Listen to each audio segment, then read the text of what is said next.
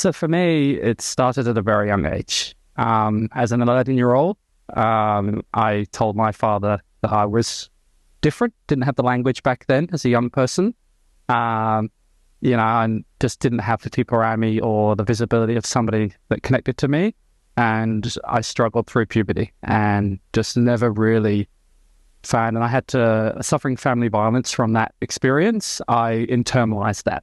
And I lived with that my whole life and had bouts and experiences of calm and just isolation. And luckily for me, I found an amazing human who carried me through my life. And I say carried me, literally, I just said, I remember the words of my father live in my head every day. And it's like, be the best man you can be, And I carry that all the time and just live my life that way. So I just was the best husband, the best man, and the best person I could be, and just went through life. And I lived a successful life. But every now and again, your identity tries to rear up, and I go through what we call my cross-dressing phases. But then that would lead to guilt and depression and anxiety. And then, a few times through my life, I've had those moments, and I've lived with that ideation of just not wanting to be here. And it really reached a head at the peak of my career. I was running an engineering firm with 70 people across Australia, and doing red-eye flights and just really stressed. And that combination of workplace stress and the exactly when I next had my flare-up of kind of wanting to do that, it just went down a dark rabbit hole. And I never really could come out of it, and I couldn't figure out why, and ended up having my first non-fatal experience. Just way beyond any harm I'd ever really done to myself. And I just could never heal, and I couldn't figure out what, and I would actually say I just was not a functional human being for a long time. And finally, after research and Googling, I just couldn't find all the things I found on the internet, from porn and all those things from cross-dressing. It's that's just not me. It doesn't identify, but I didn't have that language to describe it. And luckily I found a beautiful human being who actually went, Stacie Meī, you're trans. And I was just like, what's this word? And it was an 8-month journey of self-acceptance, undoing my own transphobia, homophobia, all of those things that I'd internalized from my experience as a youngster. I've been avoiding that kind of lifestyle my whole life. I want people to know that was me. And then to finally just go, and it took me about 2 months to kind of come to the place where I could tell the people I cared about. Because I, being autistic ADHD, just kind of don't like having secrets. It's not a thing I kind of like. And then I lost everything. My family, my home. And luckily with the amazing support I managed to receive, and some few experiences after that, and some really close calls, I've managed now to thrive as part of the community. And that's been amazing. And just so happy that I finally got to be me.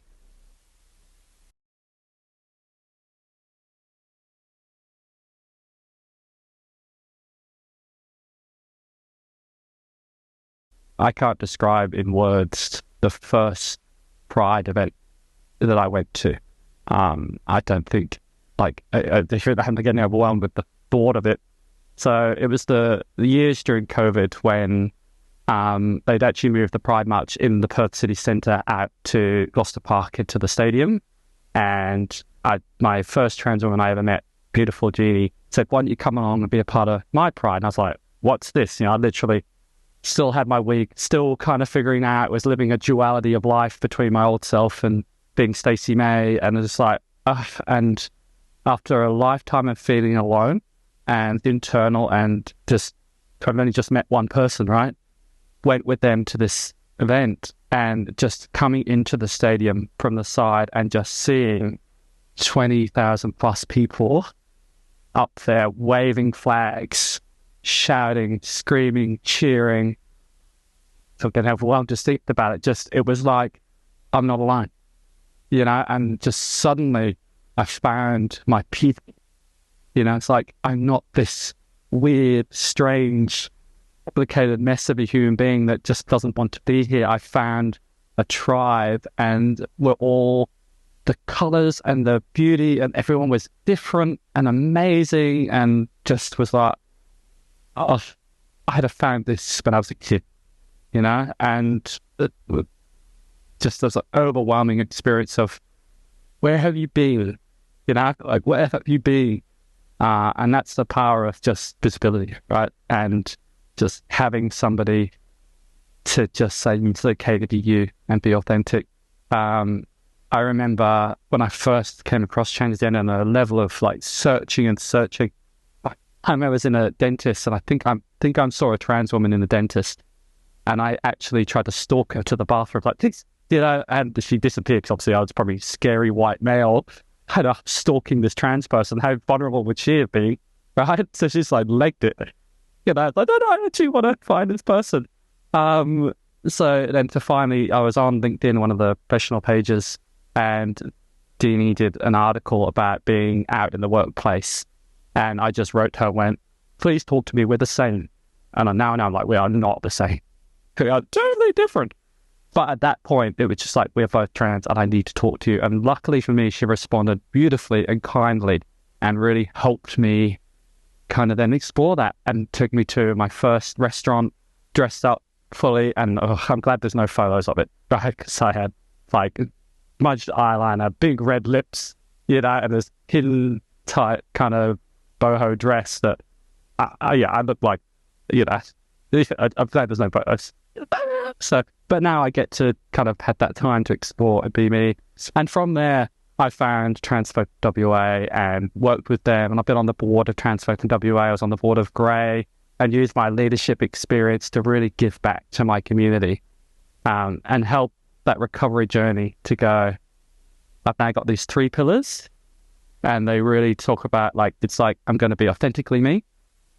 I'm going to be there for my son, because a big part of my ideation is having the anchor to bring me back to say, I know it's hard, I know it's tough, and just put one foot in front of the other, but you're doing that for my little boy Jensen, so that he can, want to break that circle, I don't want to pass on, I call the baton of trauma, and having the community now, some beautiful, amazing people, just helps me when I fall. I fall quite regularly, being neurospicy, being autistic and ADHD. I have some really bad black days, but I've got Rose in the Ocean, PK Canyon team. I've got the beautiful Sam who looked after us. I've got my own peer worker, the beautiful Trish, who's a great close friend of mine now, that's a commissioner in WA.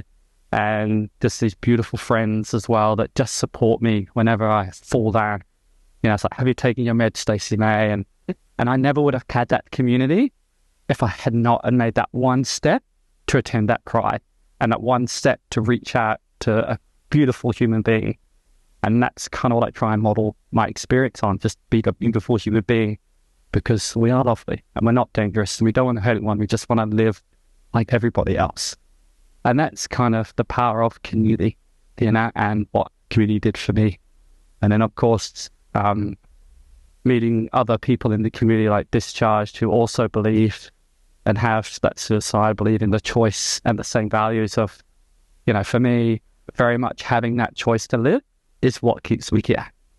That moment I feel the restriction and the pressure of conforming and being in a static space, it really puts a lot of pressure on me to be something I'm not. I don't want to fit these boxes. I want to be beautiful. And that's the message I give to my community. It's like, be beautifully you, because that's amazing and it's wonderful. And the things I've done since that, like I draw hyperrealism now, which I never thought I'd be an artist. Like I remember getting kicked out of art school as a kid for being crop, but now I'm doing hyperrealism. I'm learning drums. I've been in a band as a nun and a sexy cop, like, do like shows, like all the wonderful things that I add to the world. I'm here at Roses in the Ocean at a conference with beautiful humans, and now finally, after working in the health system and doing peer work, and then going into mental health commission, then senior lived experience project manager, and rolling out the lived experience program just to share those values. I sort of went, systemic advocacy is really hard, takes a really long time. When you see policies that kind of go, in 10 years we want to achieve this, I just go, what about today? What about the people that are struggling today? How do we build connections? Very much like what we do here at Roses, and go, I'm starting my own org. And I built career diverse pathways over the last 3 to 6 months, literally, because I'm fed up of going into places and going, hey, I've got this problem that I need help with, and I'm not feeling very well, but I'm trans. And then spend the first half of the session explaining transness. and then working out if that affects the thing that's affecting me. It's like, I just get treatment for the thing that's affecting me. I'm just a human being. Even to the point I went into a hospital because I had post-operative surgery and I was post-op, but I had to do a bit of walking because of a car crash and had to walk to the train station, and it opened a little bit and was bleeding. The whole nursing staff panicked just because it was, a neo-vagina. And I was like, I did search and rescue back in the UK when I was young to volunteer. And it's like, how about we start with a gauze and a bit of saline, and then we can go from there. It's like the common sense just goes out of the window just because it's something you don't understand and you're suddenly scared of it, it's like, I'm a human being, it's skin, needs treatment, and that's what I want to do, and that's what the community does. It just makes me feel human.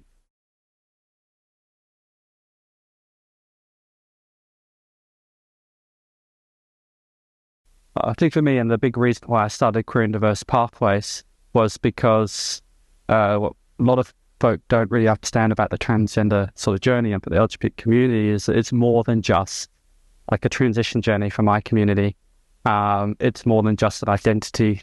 It's actually about all of the accessing the things we need, like the safety, like is it even safe to reach out and connect? And that's why we do a lot of campaigns around putting rainbows everywhere and visibility, we are safe, because we need to know that. And I think Rose in the Ocean was the first organization that I connected with that was like 70% of my community never reach out to crisis support before they have a non-fatal experience. And I just go, you get it, right? You're the first one that's really flagged that statistic as the really important factor in our care for our community. It's about safety.